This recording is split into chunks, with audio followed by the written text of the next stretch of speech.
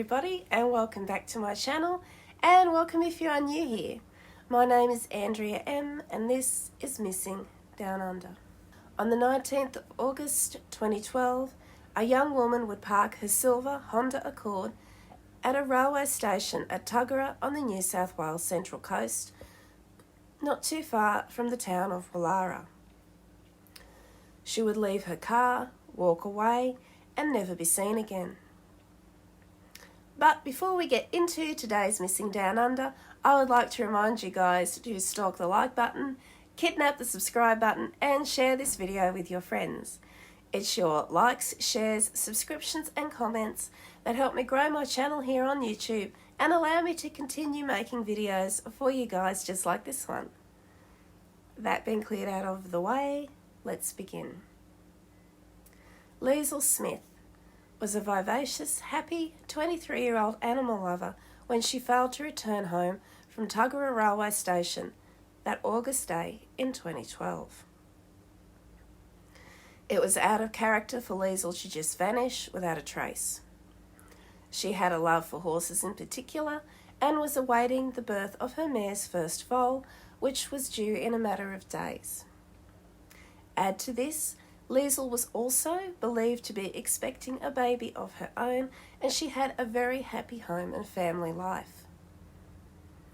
So why did this happy, beautiful 23-year-old girl with so much to look forward to vanish into thin air? Apparently Leisl was on her way to meet her horse farrier the day she went missing, and she was seen on the railway's CCTV camera climbing into a white ute and driving away. In the 10 years Leisl has been missing, she has not used her phone, nor has she touched her bank accounts. A couple of days after she disappeared, an obscure text was sent to her father, Storm Smith, saying, "I can't do this anymore. I'm not keeping your secret." Storm was extremely close to his daughter and was extremely confused and had no idea what she could have meant by this. So it then begs the question of whether this text was actually sent by Leisl, or was it someone else's attempt to make it seem like Leisl was alive and had simply run away. The theory of Leisl taking off doesn't make any sense though, because as we discussed before, she was really excited about her mare. It's going to be the first time that her mare is going to foal, and she was really attentive to her animals. She was due home by 5 p.m. that day, and that was the time she would be caring for animals, feeding them, making sure all was good before she went to bed for the night. So when she didn't return home at the expected time of 5, her family knew something was wrong. The man she was supposed to have been meeting that day was a fellow horse lover, farrier and cowboy, James Scott Church. Church, 48 at the time, had a 19-year gap on the 23-year-old Leisl. But after working together so closely with the horses, they started up a relationship. And it is thought that Leisl was in fact pregnant with Church's child. Things were not exactly rosy in their relationship, however. Church was said to be in another relationship with a woman that he intended to marry named Belinda Lees. She was from a wealthy and prominent South Coast family, and her father was a lawyer. Along with the fact that Belinda was extremely beautiful, her family was also extremely wealthy. Church was wanting the relationship to work, as he was hoping to also financially benefit from the pending marriage to Lees. I know. He had told Belinda that he was single and available, but was continuing to see Leisl behind her back.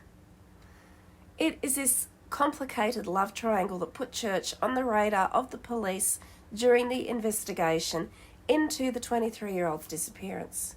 Add to that, it was his white ute Leisl was spotted climbing into on the CCTV footage from the railway station.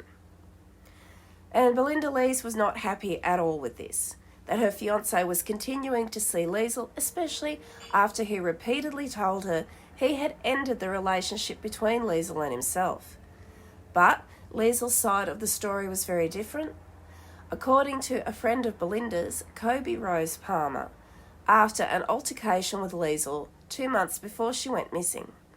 Kobe had accused Smith of trying to come on to her boyfriend, to which Leisl would reply, No, I'm absolutely not flirting with your boyfriend. I'm in a relationship with Jim Church. She would also go on to tell Kobe that it was just a physical relationship, as Jim was getting married, but she was pregnant with his child. Jim didn't want to keep the baby, but Leisl did. To prove her point, Leisl sent Kobe a photo of herself, which Kobe would confirm she could definitely see a baby bump in the picture that she sent to Kobe's phone. Just days before Leisl disappeared, she sent Kobe another message, telling her that Jim had cheated on Belinda with her the night before. She would go on to admit to Kobe that yes, she shouldn't have done what she did, but she was still in love with Church.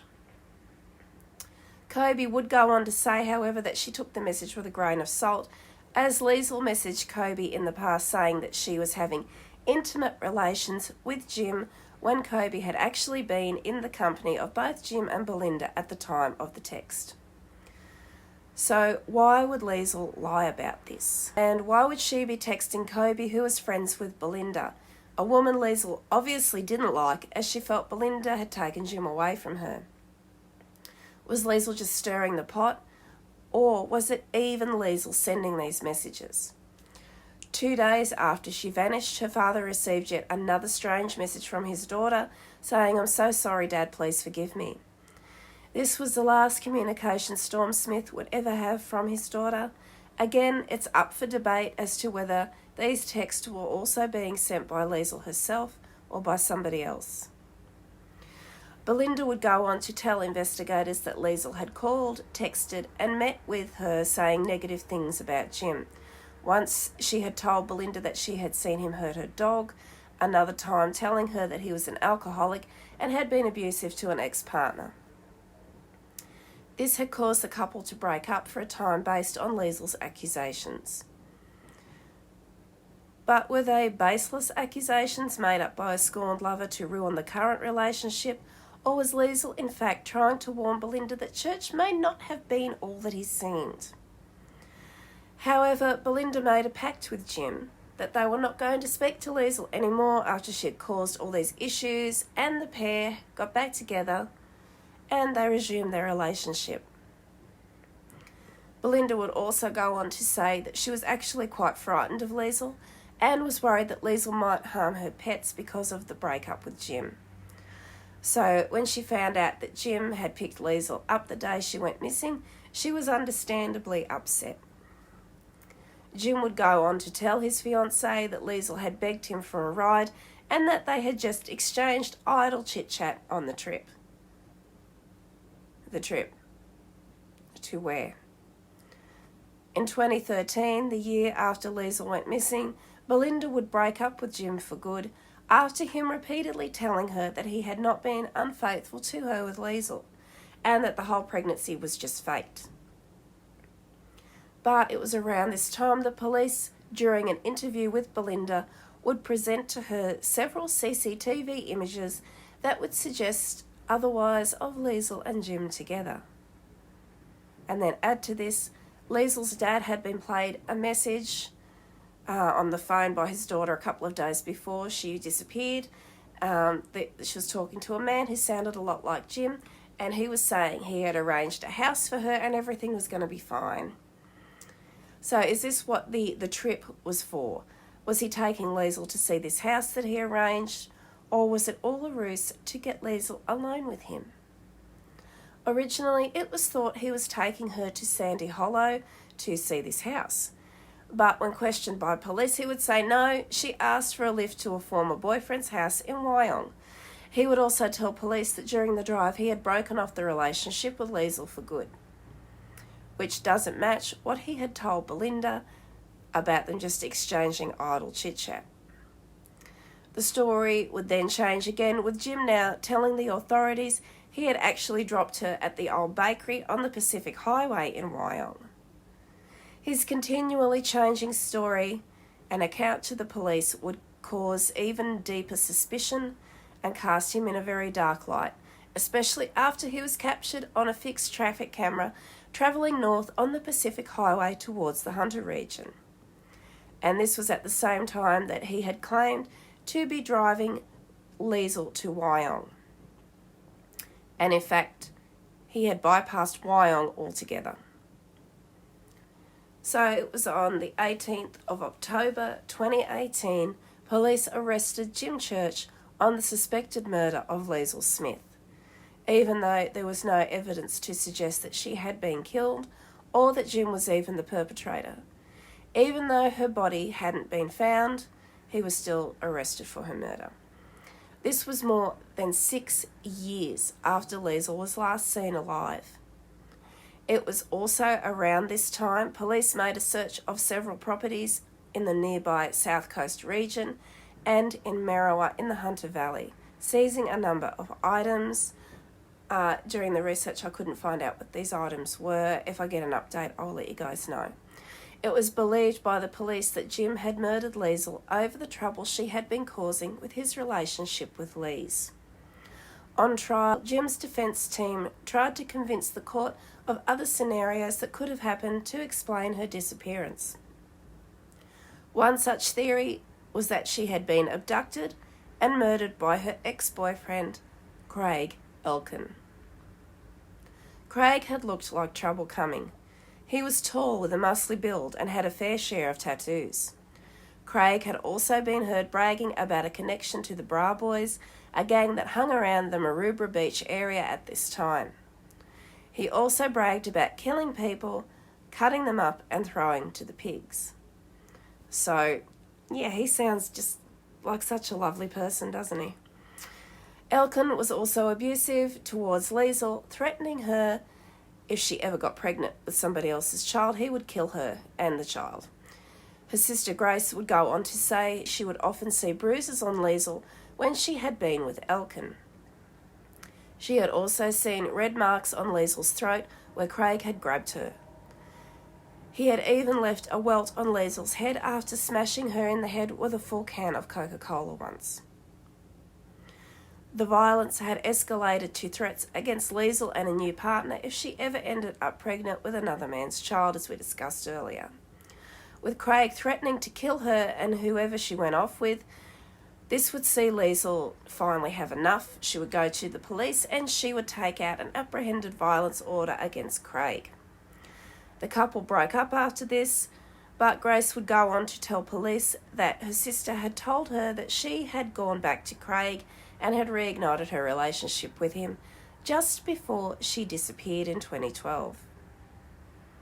Although Grace would also say she had never seen her sister with Craig Elkin at this time. It's also unknown if she had told Craig that she was in fact carrying Jim Church's child. Grace also had had the misfortune to run into Craig on the street one day after Leisl went missing. The two had had a heated exchange in which Craig had threatened Grace's life. All hope of finding out whether Craig had anything to do with Leisl's disappearance died on the day that Craig's body was found, floating in the Hunter River near Newcastle in 2015. Police investigated his death but determined that the death was not suspicious. Although Leisl's mother would recount a story her daughter told her about Craig being involved in the drug scene and running drugs for bikie gangs and the Bra Boys. So theories began to emerge about Leisl's disappearance. One theory was that perhaps Leisl had been involved in a drug deal gone bad and incurred a debt that she couldn't pay and was killed by an organised crime syndicate. The other was that Leisl may have been at risk from one of these gangs and went into hiding for her own safety and changed her identity and started a new life. The final theory, and probably the most unlikely, is that Leisl was unhappy at home and had taken her own life. A theory the defence tried to support with her last text sent to her dad, "I'm sorry, Dad, please forgive me." But again, we still don't know if that was Leisl who sent that text, so it's a pretty flimsy defence argument anyway. During the trial against Jim Church, the prosecution was mounting the evidence against him, alleging Jim had murdered Leisl to prevent her further interfering in his relationship with Belinda Lees. and a further disagreement over the paternity of the alleged child wasn't helping his case. The prosecution proposed that Jim had picked Leisl up from the Tuggerah railway station, driven her to a secret location Church had found in Merriwa in the Hunter Valley, killed and buried her. An acquaintance of Church's had a girlfriend who testified in court as a witness for the prosecution that Church had told him that Leisl's body had been disposed of and would never be found. Further to this, one of Jim Church's own relatives had admitted to assisting Church in the disposal of Leisl's remains. However, police had not fully investigated these claims as a body had not been found. And could this be why the body hadn't been found? They didn't investigate. There was still no evidence of a murder ever taking place, and it was hard to make an accurate time of when the alleged murder would have happened. The prosecution thinking it either took place during the car trip or upon arrival to the remote location, still undisclosed in the suburb of Merriwa. The prosecution do think if indeed she had been killed, the remains would be found in Merriwa. After traffic cameras would pick up Jim's white ute just hours after the disappearance, travelling north back through Wyong. They would also capture his ute travelling the same way 2 days prior to Leisl's disappearance, and again at Sandy Hollow, 2 hours northwest of Wyong and just 25 minutes from Merriwa. The prosecution alleged that the trip 2 days prior was a reconnaissance trip in which Jim was scouting for a safe, out-of-the-way burial site for Leisl's body. When questioned on his trip, Jim would tell the prosecution he was just visiting a friend on horse business. Initially, his friend would confirm this, but later recanted, saying that he was mistaken and in fact had been away from the area at this time. Jim's response to this revelation was again to change his original story, saying, yeah, he did. He went to the friend's property, and upon realising the gent was not at home, he would then sit in his car for 2 hours waiting for him. But when his friend didn't return that day, he left. What was he doing for 2 hours sitting in the driveway of somebody's house? Like, wouldn't you call to see if they were there? It's another flimsy story. It also came up during the trial that Church had asked his parents to lie about his whereabouts on the day that Leisl disappeared. A recording device planted in his parents' home by investigators heard Jim's mother telling his sister that Jim had asked her to tell the police that they had been out there the day that Leisl went missing. In February 2013, his mother told police she had visited Jim for a couple of hours that day for a coffee and a chat. Later, she had found a receipt from an auction that she had visited on August 19 for a box of cookware that she had purchased for Jim, and had told police that she had gone to his house to drop it off the same day. The problem with this statement, as we know now, Jim had told police himself he was visiting his friend about a horse that day in Merriwa, and he could not possibly have been home. It was then obvious that his mother had provided a false alibi to the police, and the same recording device also picked up his mother saying, "I just wish he hadn't lied to us, as that got us into a lot of trouble." And then his father asking Jim to just come clean and tell them where the body is, to which Jim would heard to reply, "No, Dad, I haven't murdered her." It just gets more twisted and convoluted as this goes on. It's just so unbelievable. His mother, after this, contacted her solicitor and signed an affidavit that no, she hadn't actually seen Jim the day that Leisl disappeared. When the police recordings were played for the court, Mrs. Church would go on to say that she didn't remember the conversations as they had taken place a while ago, and at that time she would admit to having a drinking problem which had affected her recollection of the events. And to me, I don't know about you guys, it seems a little bit convenient. The trial for Leisl's alleged murder was a judge-only trial and no jury was involved. The standard of proof for a criminal conviction is guilt beyond a reasonable doubt. Therefore, all Jim's defence team needed to do was prove his innocence beyond all reasonable doubt. which they tried. They did give many different scenarios explaining what may have happened to Leisl, and they were sort of clinging on to the fact that her body hadn't been found, and there had actually been a few reported sightings of Leisl in the days after she disappeared. So this included an account by a Wyong local who had said he had seen Leisl at a supermarket after noticing her missing poster in the foyer of the Wyong RSL club. During the trial, Justice Fullerton was quoted as saying, "There are a number of swinging gates in relation to the evidence given and the fact that the investigation was not exactly very efficient or very thorough, especially since it took police 6 years to arrest Jim after his very first interview, 6 whole years." After the trial was completed in April of last year, in 2022, the judge took a few months' leave to consider all the evidence that had been presented during the trial. In July 2022, Justice Fullerton made the announcement that she was ready to deliver her verdict. The court then informed Jim's legal team that he was due to attend court early on July 8th to hear the verdict. Sadly, however, on July 7th, Jim was found deceased at his property in Bingara. Jim had taken his own life the day before the decision was to be handed down. And unfortunately, this meant due to Jim's death, the judge was unable to deliver her decision. As she would explain as she addressed the court the following day, this happens if a defendant passes away during a trial, despite all the evidence being presented, being examined, and the judge coming to their verdict. The death brings the trial to an end, and the judge is not allowed to deliver the verdict as mandated by law. Leisl's mother broke down in tears in the courtroom, knowing that after 10 years of her daughter being missing, there was now to be no conclusion or closure and no way to say goodbye, as her body still had not been recovered. Jim's lawyer had noted that it was disappointing to see speculation on social media as to why Jim had taken his own life, and regrettable that some outlets referred to his client as being guilty when the verdict was unable to be handed down. And this means, as there was no final verdict that had been made, Jim was still fully entitled to a presumption of innocence.